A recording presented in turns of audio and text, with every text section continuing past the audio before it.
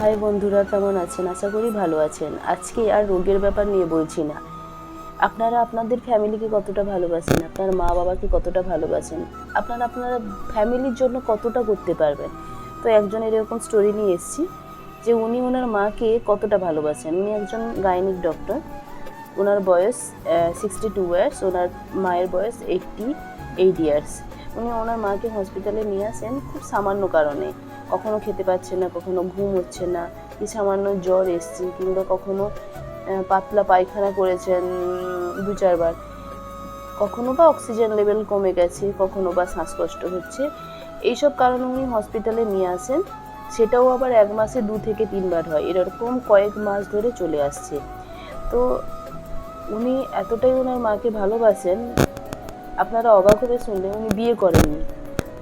উনি বিয়ে করেননি যাতে ওনার মায়ের সেবা যত্নর কোনো ত্রুটি হয়।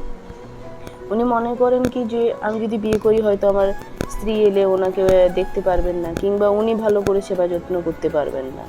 তো এবার আপনারা বলুন, এরকম কতজন আছেন যে মায়ের সেবা শুশ্রূষার জন্য বিয়ে করেনি? না, অনেকে থাকে বিয়ে করে না, কিন্তু এটা আপনারা এটার সঙ্গে গুলিয়ে ফেলবেন না। উনি একমাত্র ওনার মায়ের সেবার জন্য, কারণ আমরা তো দেখি, মানে কি বলবো, উনি একদিন এরকম আপনারা করেছেন 1 মাসের ভেতরে 2-3 বার। হ্যাঁ, এটা খুব সমস্যা হতে পারে যে একটা পেশেন্ট কন্ডিশন খুবই খারাপ, সিরিয়াস, তাকে তো নিয়ে যেতেই হবে, কিন্তু খুবই সামান্য কারণ নিয়ে।